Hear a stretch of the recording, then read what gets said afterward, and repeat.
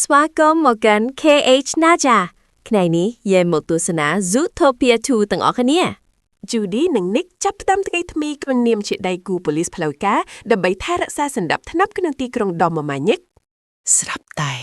មានសេចក្តីរាយការណ៍អំពីបទល្មើសថ្មីមួយដែលបង្កឡើងដោយសត្វល្មូនអាតកំបាំងនៅក្នុងតំបន់ទឹកជ្រៅ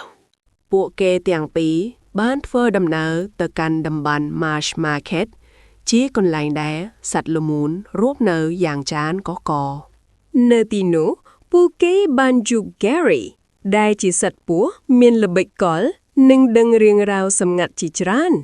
Gary ប្រាប់ពួកគេថាមាននរណាម្នាក់កំពុងព្យាយាមបំបែកសន្តិភាពរវាងសត្វក្នុងទីក្រុងម្ដងទៀត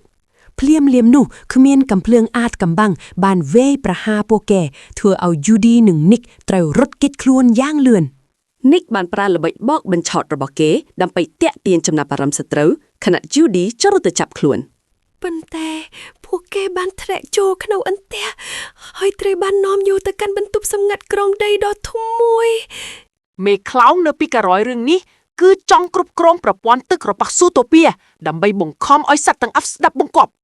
Judy មានអារម្មណ៍ថាខ្លួនឯងបរាជ័យប៉ុន្តែ Nick បានលើកទឹកចិត្តនាងឲ្យតស៊ូបន្តទៀតដោយប្រើប្រាស់ឧបករណ៍បច្ចេកវិទ្យាថ្មី Judy អាចដោះសោទ្វារអាថ៌កំបាំងនិងរត់ចេញបានដោយជោគជ័យការដេញតាមយ៉ាងសាហាវបានចាប់ផ្ដើមតាមរយៈផ្លូវក្រំដីឆ្ពោះទៅកាន់បេះដូងនៃទីក្រុងពួកគេត្រូវតែបញ្ឈប់ការបញ្ចេញជាតិពុលចូលក្នុងប្រព័ន្ធទឹកមុនពេលវារីដាដកសត្វដទៃជាមួយនឹងការសហការគ្នាយ៉ាងល្អពួកគេអាចបិទម៉ាស៊ីនបានទាន់ពេលវេលា Judy និង Nick ផ្ទាល់បណ្ដាលកិត្តិយសសម្រាប់ការការពារទីក្រុងឲ្យមានសុវត្ថិភាពម្ដងទៀតបន្ទាប់ពីការងារដ៏ហត់នឿយ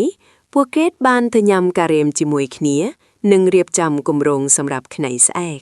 មិត្តភាពរបស់ពួកគេកាន់តែរឹងមាំហើយ Zootopia នៅតែជាទីក្រុងដែលសត្វគ្រប់ប្រភេទអាចរស់នៅជាមួយគ្នាបានអរគុណសម្រាប់ការទស្សនាសូមចុច Subscribe KH Nacha ដើម្បីមើលវីដេអូបន្តទៀត